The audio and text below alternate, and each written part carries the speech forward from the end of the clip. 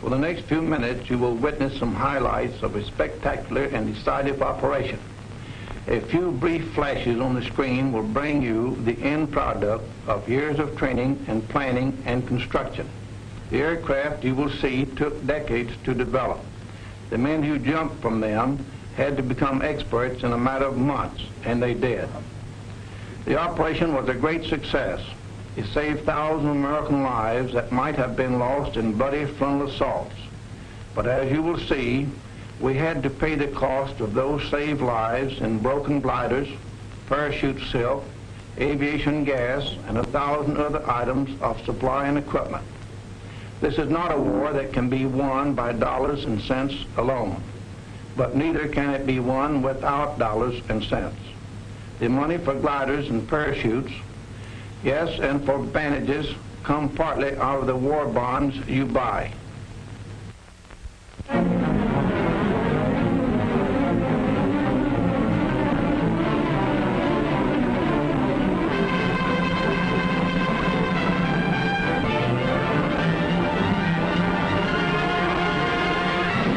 Communique number 1, June 6th, Allied headquarters. Under command of General Eisenhower, Allied naval forces supported by strong air forces began landing Allied armies on the northern coast of France. The greatest news story in 1944. D-Day, H hour. That fateful moment for which the whole world held its breath. But in the night hours of D-Day -1, long before these first assault boats nosed onto the beach, American fighting men, troop carriers, paratroops, airborne infantry, and glidermen were already there. This picture is a small tribute to those men, living and dead, who went in before H hour on D-Day, 5 hours ahead of the main force, to start the destruction of Fortress Europe. Their story begins in a village in England. Not the kind of village that you ever saw or read about, but a strange, unsightly place, one that had sprung up almost overnight and was known to its citizens as Shantytown. Its buildings were fashioned entirely from heavy boxes and shipping crates used in transporting thousands of gliders from the United States. It was a growing community. Every time a glider moved out of its crate, there were impatient tenants waiting to move in and set up housekeeping. Or perhaps a business establishment. And everyone in town was there for one purpose, for the day when they would join forces with the British to make the big jump. The jump that would carry them not only across the English Channel, but across an almost solid wall of steel and iron and guns and ruthless, determined men, trained for generations in the art of death and destruction. But impregnable as these defenses appeared, we had a plan to surmount them. The wall of fortifications stretched along the entire coast of Europe. Part of the plan called for our air forces to carry an army of paratroops and airborne infantry over this wall. The chiefs of staff wanted them dropped deep in German-held territory to establish defense areas and block the movement of the enemy reserves. Then they decided. The invasion spearhead was to strike in Normandy. Immediately, troops began to be dispatched to special takeoff points all over England, where they would stand by until the final word was given. Heroes in the making rode the highways of England that day, busloads of them. As to how they felt riding into their first real battle, well, we'll let one of them tell you. It was just another ride at first, taking us somewheres for another training hop, maybe. After 18 months of training, you get so you don't expect anything else. At least that's the way we paratroops figured, and I guess the glider guys felt pretty much the same. But we found out different. They took us to a sealed airport where nobody was allowed in and none of us allowed out. This didn't bother the hot lick swingsters. We kept in shape with regular exercises and then maybe a game or two. We knew there was something cooking now, something big. And we spent any spare time we could find in reading letters from home or maybe writing one to the folks and that special girl. Invasion markings painted on every ship and glider brought the whole thing even closer to us. We'd soon be on our way. Money was passed out. The kind you can spend in France. They hadn't forgotten a thing we'd need. Neither had we. But when these were taken care of, not many of us forgot that for our kind of guys, knives and guns aren't enough.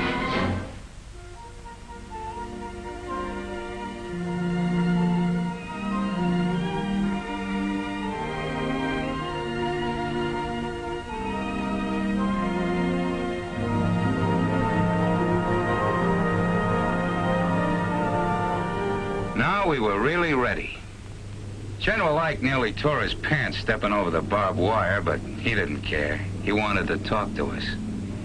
Ike had a lot of questions to ask. What's your name, soldier, he says. Where's your hometown? Who's the toughest man in the outfit? We told him we'd give him the answer to that last one when we got back. He inspected a few of the boys who really have to be tough. The Pathfinders. They go in ahead of all of us and plant signal markers so we can find a way. They live on a steady diet of danger. When Ike got through with us, we were all keyed up, raring to go. And then it was time. Most of these men had never seen real combat, but remember them. Look at their faces. They've seen plenty of action since. They're the boys of the 82nd and the 101st Airborne Divisions. The men who faced von Rundstedt in Belgium, stopped them cold at Bastogne and Stavelot.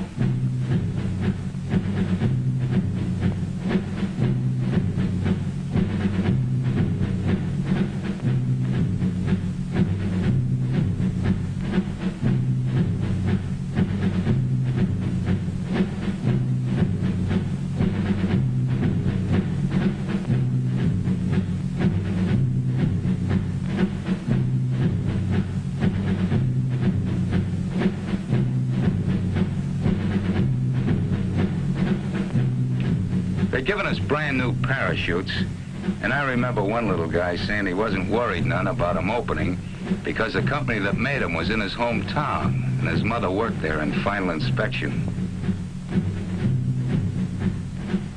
A few of the outfits got the idea they ought to show the Germans we had Indians in America. Here they are. Indians from the Loop, from Back Bay, and the Bronx. Climbing into the ship, some of us were loaded so heavy that we had to be shoved on board by the others or we'd have never made it.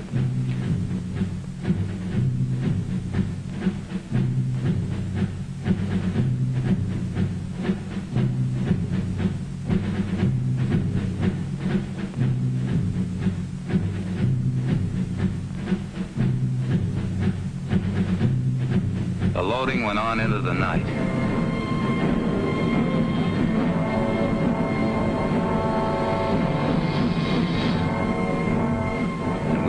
Places and ready long before takeoff time. Then we heard the roar of engines as the Pathfinder ships began hopping off.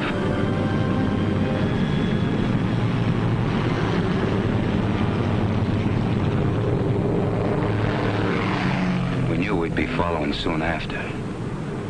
That takeoff was something I'll never forget.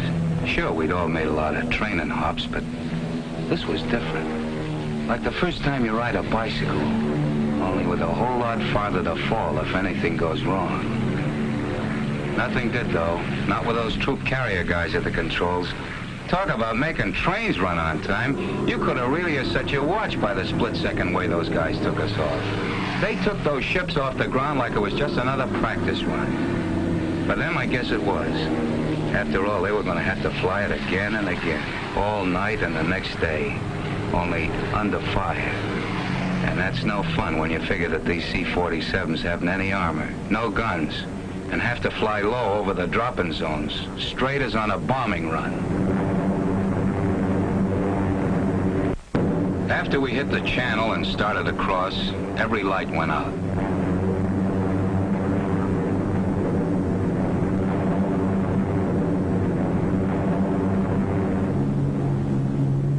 We had no idea where we were when we got the order to stand up and hook up.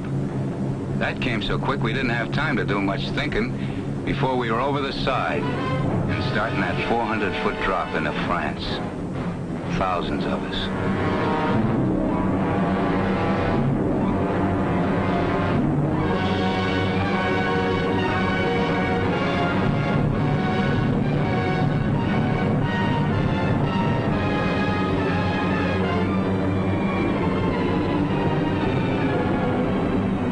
far behind came the first bunch of gliders. It seemed forever before they hit the ground. They were like clay pigeons for the German snipers.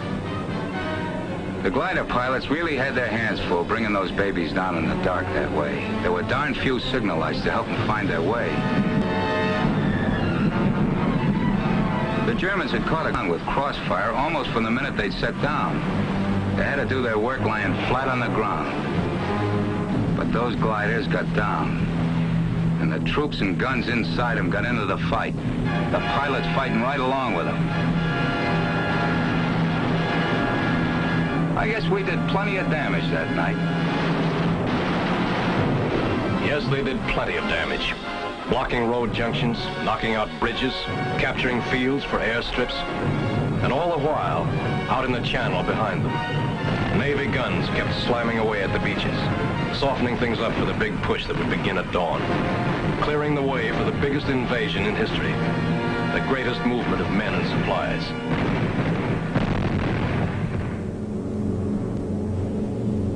The Troop Carrier Command was ready for its next move.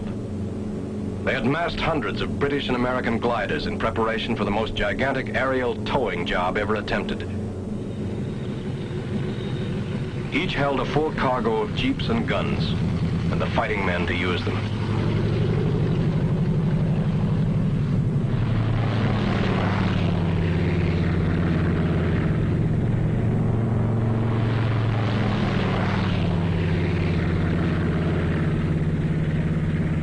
The lives and success of those who were already in France depended on the flight of this vast armada. They were greatly outnumbered and desperately needed these reinforcements. How they got them, a story of two-way air traffic and an unbroken chain of planes and gliders stretching from England to France and back again, is best told by a man who was a part of it all. Maybe we glider pilots didn't show it, but we were as excited over flying across that English Channel as Blériot must have been when he flew it for the first time, years before most of us were born. He didn't have much of an airplane under him, but then there weren't any German guns waiting for him on the other side. We did a bit of wondering about those guns as we started out over the Channel, and the lighthouses of England began slipping away beneath us.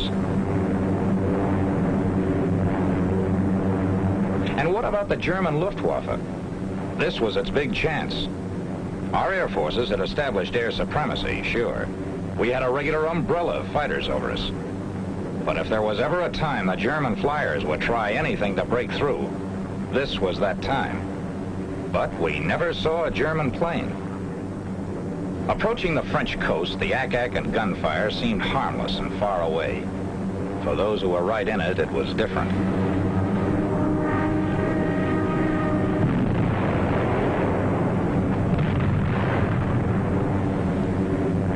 It gave us a feeling of pride to be a part of it all, looking down at those men on the beaches of Normandy. We felt a little guilty, too, sitting up over them, not even getting our feet wet.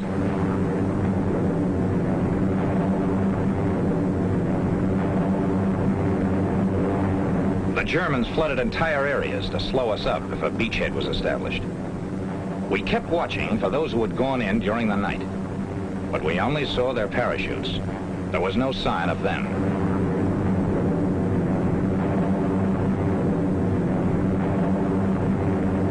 The first glider, we'd find out pretty soon what had happened.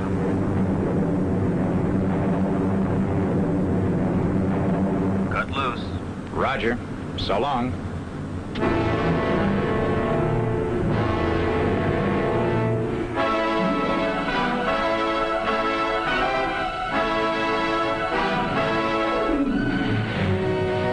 We stretched our glides as much as possible. That way, we ended up near the edge of the fields where we could run for cover as soon as we got out. Not everybody came down exactly where they wanted to. One glider went right into a German field headquarters. And what was that I said about not getting our feet wet? This bunch was lucky. The Germans were under control in this section. But more than one tow ship and glider made its last flight that day. Guns didn't do all the damage. 15-foot poles driven into the ground ripped off wings and smashed through fuselages. The men who stepped out of this glider will never know if their first mission was successful. But it was plenty. Yes, their mission had been successful. But this down payment on freedom ran very high.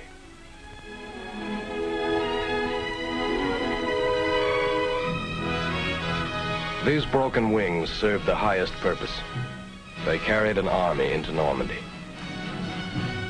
An army which spearheaded the Allied invasion, carried the fight for freedom right to the front door of those who had challenged it.